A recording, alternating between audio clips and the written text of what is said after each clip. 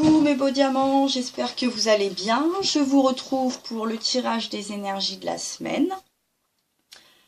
Toujours avec les oracles précédents. Enfin, hop, on a l'oracle quantique et de communiquer avec les chevaux. Alors, ce tirage, il est basé comme les précédents. Il va se lire un petit peu différemment puisque le lien est un petit peu différent.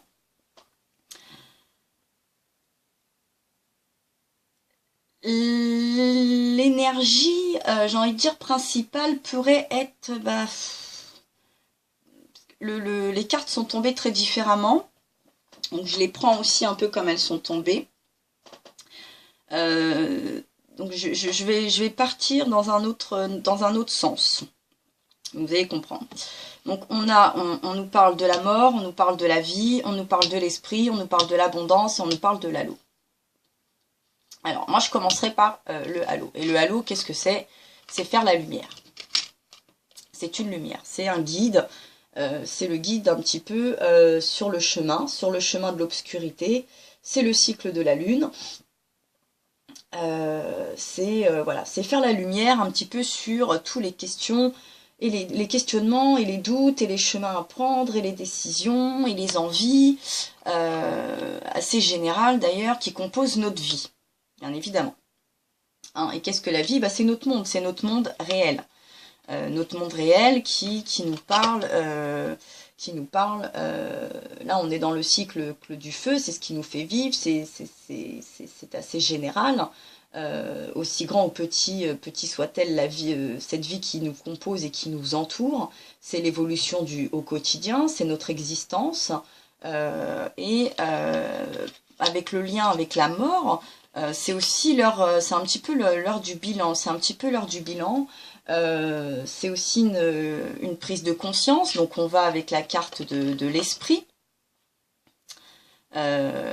C'est le chemin de la conscience. Donc le message est assez clair et assez simple. Et par-dessus tout ça, on a bien évidemment l'abondance. Et l'abondance, c'est tout ce que l'on récolte et tout ce que l'on reçoit et ce que l'on donne au quotidien pendant toute cette durée de vie. Donc là, pour moi, cette guidance est beaucoup plus simple que les précédentes. On est sur un tirage assez qui pour moi résonne beaucoup comme un bilan. C'est un petit peu... alors le bilan, ça ne veut pas dire que c'est la fin de quelque chose. Hein. Le bilan, on est aussi dans la continuité, mais à savoir de faire la lumière sur, avec notre esprit, avec notre mental, sur qu'est-ce qui compose notre vie. Qu'est-ce qu'on veut, quelle est notre place, qu'est-ce qu'on veut créer, qu'est-ce qu'on veut recevoir avant cette fin. Cette fin, cette mort par le mot, alors qui peut être très négatif ou qui peut faire peur, mais elle peut aussi vouloir dire couper des schémas, des mauvaises habitudes, c'est la fin de quelque chose pour entreprendre quelque chose de nouveau. Donc elle n'est pas négative en soi, pour attirer de nouvelles abondances ou donner une certaine abondance également. Donc c'est vraiment un point, pour moi c'est vraiment faire un bilan sur nos vies, les schémas, les peurs, les épreuves, nos ambitions, nos besoins, nos envies, notre quotidien, qu'est-ce qui reflète notre quotidien, qu'est-ce qui reflète notre passé, qu'est-ce qu'on veut pour notre futur. On est vraiment sur faire le point, cette lumière. C'est un petit peu comme si on était un peu dans le brouillard en ce moment parce que ça part dans tous les sens, que on a beaucoup de choses qui nous turlupinent, on a peut-être beaucoup de projets, beaucoup de possibilités, et donc c'est un petit peu le cafouillis. Et il faut un petit peu trouver ce phare par cette lumière. Moi je vois un phare, vous savez c'est comme quand on est un petit peu perdu en mer, ou qu'on suit une direction, donc il faut qu'on trouve cette lumière, ce phare un petit peu qui nous est propre, pour trouver ce chemin, pour trouver cette satisfaction, pour trouver notre notre place propre, nos besoins propres, pour avoir un meilleur enthousiasme, pour continuer avec beaucoup de force et de vigueur ce chemin de vie propre à nous tous. Alors bien évidemment, il ne sera pas le même pour tous, puisqu'on est tous différents et que nous avons tous des ambitions, des besoins, des envies, des rêves, des directions, des schémas, des éducations, etc. Et j'en passe, qui sont différentes. Et c'est cette diversité d'ailleurs qui nous enrichit qui est essentielle, parce que si on était tous dans la même configuration, il n'y aurait pas trop d'effet de surprise. Donc là, il faut creuser vraiment, il faut aller chercher ses points spirituels, il faut absorber son esprit, les énergies, il faut se recentrer, il faut vraiment faire un point. Je pense que là, c'est l'heure du point, du bilan, aussi bien sur le passé, le présent, pour envisager ce futur. Alors pas un futur si lointain, mais ne serait-ce qu'un futur proche, et dans les abondances qui seraient, dans un premier temps, quand même plus concrètes et essentielles. Donc il faut faire le point sur l'urgent et l'important. Est-ce que notre abondance est de plus recevoir ou est de plus donner? Est-ce que l'abondance est plus relationnelle ou matérielle, par exemple? Là, avec l'esprit, est-ce que c'est plus les énergies de la terre? Est-ce que c'est plus les énergies de l'eau, du feu ou de l'air qui vont nous accaparer, nous aider, nous ressourcer? Est-ce que il faudrait pas qu'on trouve un certain équilibre entre tous ces éléments? Est-ce qu'il faut pas couper certaines choses de notre plein gré, ou très vite les replanter, j'ai envie de dire replanter des nouvelles choses, que de laisser mourir des ambitions, des rêves, etc. Avec la mort et la vie, faire attention à tout ce qui est karmique. Donc faire ce point, affronter, couper pour renouveler. Hein, c'est un petit peu comme quand on fait un peu du jardinage ou quand on coupe des plantes. Je pense que ces derniers temps, vous avez dû voir, là on a énormément élagué. Donc on a l'impression que l'arbre... que les arbres ou les feuillages, etc., enfin les arbustes sont morts, mais pas du tout, on leur fait une renaissance. Donc on coupe, moi par le mot mort, je vois surtout couper des mauvaises choses, des mauvais schémas, des mauvais pensées, un mauvais chemin, parce qu'on n'est pas sur le chemin de la lumière, pour pouvoir avoir cette vie et l'abondance qui nous correspond. Avec comme aide supplémentaire avec l'oracle des chevaux, vous avez la respiration qui vous dit « J'inspire et j'expire calmement, régulièrement, et je me détache de mes anciennes pensées et de mes anciens sentiments avec amour. » Effectivement, il va falloir créer son propre chemin, ses propres envies, ses propres ambitions. On ne peut pas s'attacher, se rattacher et continuer des schémas qui nous correspondent plus à notre époque, à nos envies, à nos besoins, à cette nouvelle façon qu'on a de vivre et de s'adapter à cette vie. Alors il y a des choses qu'on reproduit qui ne sont plus d'actualité, et il y a des choses qu'on produit et qu'on reproduit qui sont vraiment très néfastes et auxquelles on doit vraiment faire attention et en tout cas mettre les efforts possibles pour ne pas continuer à se terrer. Et avec l'oracle, avec l'autre carte, où on parle de guérison, on vous dit « Je suis prêt pour ma guérison et je me réjouis de connaître la santé à tous les niveaux de mon être. » Donc oui, c'est une forme de ressourcement. Là, vous avez une belle licorne blanche. Moi, ce que j'entends, c'est un ressourcement. Donc, respirer, inspirer. Donc, c'est vraiment s'ouvrir aux nouvelles énergies, sortir tout ce qu'il y a de mauvais. Et ça passe par une phase de guérison en nous, en nos pensées, en nos sentiments, en nos besoins, en nos schémas. Voilà, se délester un petit peu de certains poids qui nous empêchent de nous épanouir concrètement. Alors un petit peu plus en détail ce qu'elles nous disent, les mots-clés pour la carte de la respiration sont donc bien évidemment la respiration. On nous parle également des fréquences, de l'énergie. Il va falloir, oui, recevoir toutes ces énergies qui nous traversent, aussi petites et grandes soient-elles, aussi visibles et invisibles soient-elles. On nous parle de nos émotions, on nous parle de notre posture, de régulation, de perception des aspects, oui, spirituels et physiques de l'existence, de respirer consciemment. Voilà, c'est vraiment une prise de conscience sur les choses qu'on accomplit, qu'on a accomplies et qu'on veut accomplir. Hein, c'est une fonction unique, la respiration, elle est primordiale hein, dans notre vie. C'est quelque chose qui se fait très naturellement, puisque même quand on est, par exemple, en état de sommeil, on n'a pas spécifiquement le contrôle sur cette respiration, mais heureusement quand même, on continue de respirer. Donc, même quand on se sent peut-être un petit peu sous l'eau, dans l'obscurité, qu'on est dans une passe difficile, il faut qu'on continue de respirer et d'avancer. Ça, c'est très important. Hein, et puis, suivant ce qu'on fait, eh ben, effectivement, nos fréquences, notre respiration, notre rythme de vie, notre rythme cardiaque n'est pas le même.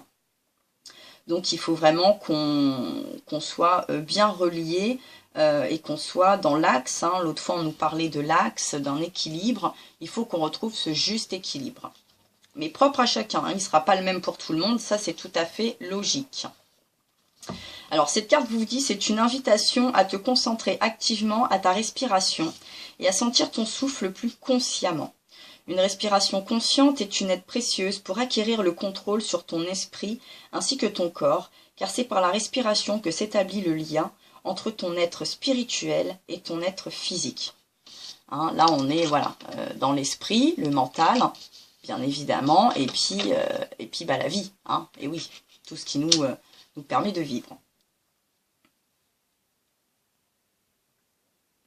Comme ton rythme et ta fréquence respiratoire sont influencés par ton état physique et tes sentiments, on peut donc en déduire qu'inversement, tu peux transformer ton état physique, émotionnel et mental en modifiant et en contrôlant ta respiration. En dirigeant ton attention sur ta respiration, tu peux améliorer ton maintien et également clarifier et démêler tes pensées et tes sentiments. Tu peux modifier tes habitudes respiratoires ou ton mode respiratoire dans une situation donnée. Effectivement, par exemple, quand on court, on s'adapte et on fait attention pour ne pas s'essouffler trop vite. Donc, on peut adapter et on peut adapter à tout moment. Là, on parle de la respiration comme pour un petit peu matérialiser un petit peu l'idée, mais je pense que oui, on est vraiment sur les vibrations, les fréquences, le rythme de notre vie. Voilà, il ne faut pas s'essouffler. Il est très important d'insérer consciemment quelques pauses respiratoires dans le stress de la vie quotidienne, effectivement.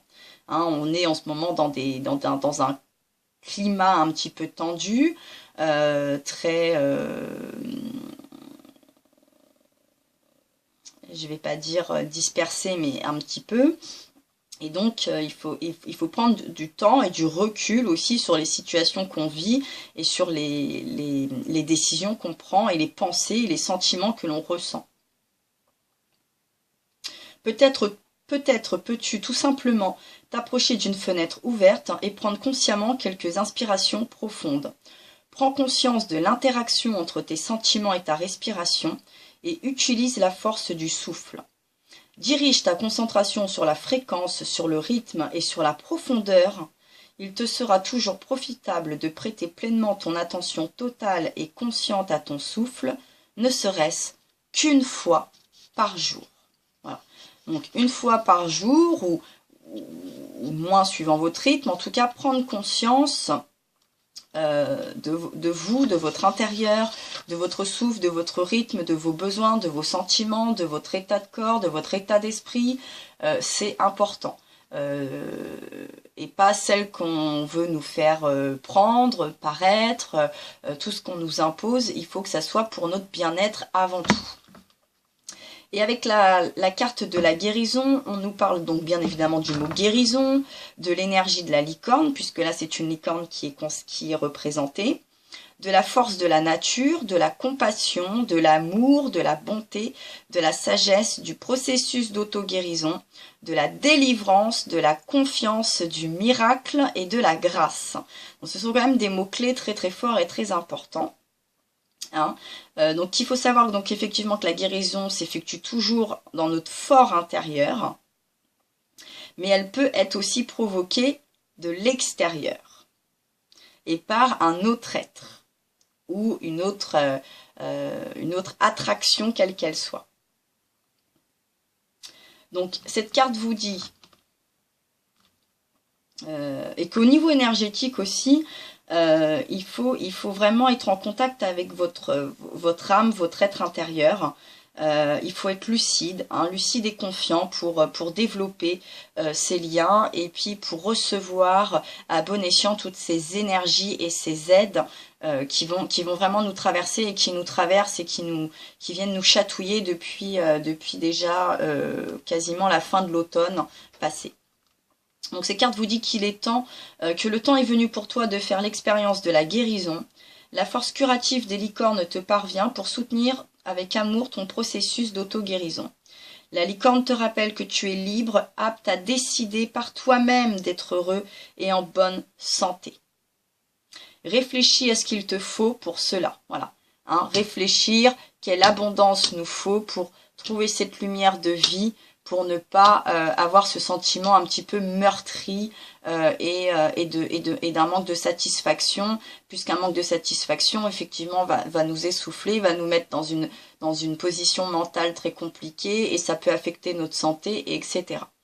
Même si des fois on ne s'en rend pas compte, tout ça peut avoir des conséquences bien plus graves et dramatiques qu'on ne le pense.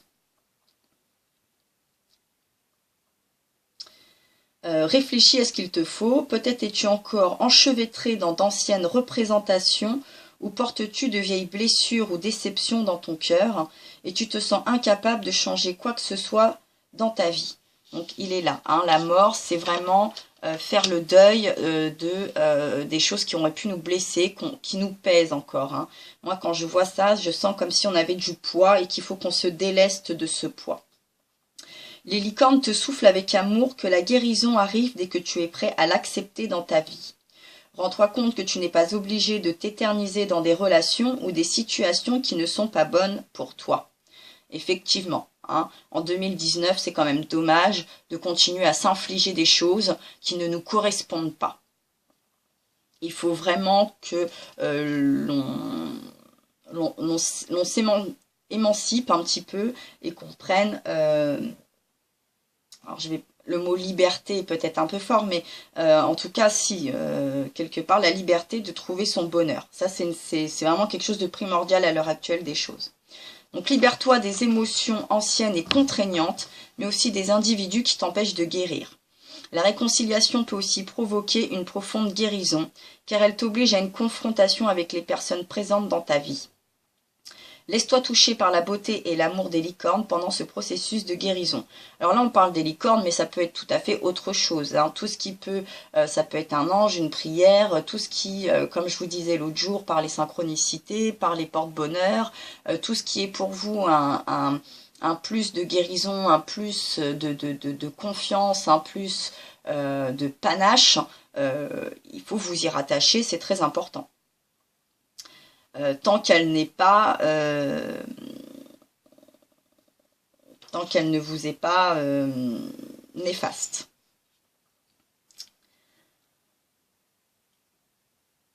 Elle vous emporte, toi et ta douleur, dans l'autre monde magique et s'occupe avec amour de toutes tes déceptions et blessures. Accorde-leur ta confiance. C'est un cadeau de pouvoir visiter leur lieu magique afin de connaître la guérison. Pose-toi au calme pour un temps et mets-toi à l'unisson de l'énergie des licornes. Appelle-les avec la voix de ton cœur, et ce en faisant sois plein d'amour et de respect pour ces êtres magiques. En allant te coucher, invoque ta licorne personnelle, ou votre ange, ou le guide qui vous fait du bien, ou toute cette chose qui vous fait du bien, ou une âme divine, un défunt, une prière, tout cas tout ce qui vous apportera justement de cette magie et cette bénédiction et cette énergie de guérison. En allant invoque ta licorne personnelle et demande-lui de venir te voir et d'emporter ton âme vers ce lieu de force de l'autre monde magique, afin que tu puisses y guérir pendant la nuit. Dès que tu seras prêt à recevoir la guérison, tu verras aussitôt les événements de ta vie se modifier positivement. La confrontation avec les licornes ne pourra qu'émouvoir profondément ton âme. Cherche les mots ou les gestes afin de les remercier de leur soutien. Apporte ta gratitude dans le monde en distribuant ton énergie nouvellement retrouvée aux autres hommes. Et là, on retrouve aussi l'abondance, bien évidemment. Hein, comme je vous disais, l'abondance on pense que l'abondance, c'est recevoir, mais l'abondance, c'est donner aussi, c'est partager. Hein, en quelque sorte, c'est le partage. C'est un cercle vertueux perpétuel. En guérissant d'autres personnes, tu te guériras à nouveau toi-même. Donc là, effectivement, on nous parle de ce partage, de cette ouverture, de cette projection, de se délester des mauvaises choses, des mauvais schémas, des mauvaises douleurs, des mauvaises émotions, de mauvais liens, ça peut être de mauvais lieux aussi, enfin, tout ce qui vous paraît un peu lourd, tout ce que, quand vous ferez la lumière, vous comprendrez très vite ce qui vous est bon et ce qui ne vous l'est pas. Et à partir de là, vous pourrez retrouver ce juste équilibre, cette guérison, retrouver ce souffle, ce rythme, cette respiration, ces vibrations. Et vous recevrez meilleure abondance, vous serez apte à offrir une meilleure abondance. Vous aurez retrouvé l'équilibre de votre esprit et vous pourrez vous sentir un petit peu plus épanoui en tout cas. Alors je ne dis pas qu'on sera au grand max, mais en tout cas ça sera toujours mieux. Donc c'est quand même un tirage général, tout le monde ne pourra pas se sentir concerné dans l'instant T. Vous pourrez vous sentir concerné cette semaine comme le mois prochain, comme dans 6 mois, que sais-je. À quel moment vous pourrez visionner cette vidéo, à quel moment elle vous parlera, elle vous résonnera. En tout cas, j'espère que ce tirage vous aura donné quelques aides, quelques appuis, vous aura fait faire un petit peu la lumière, vous aura aidé à faire la lumière sur vos questions, sur vos énergies, sur le schéma et le chemin de vie qui vous reste à parcourir et celui que vous avez parcouru, parce que chaque jour suffit sa peine. N'oubliez pas que vous êtes donc des beaux diamants, que vous êtes des lumières, que vous avez beaucoup de choses à refléter. Gardez ça en tête, on passe tous par des hauts et des bas, que nous sommes tous différents et que c'est cette grande diversité aussi qui nous apporte et qui nous fait grandir chaque jour un petit peu plus. Voilà mes beaux diamants, je vous envoie beaucoup de force, beaucoup de courage, plein de bisous et je vous dis à très tantôt.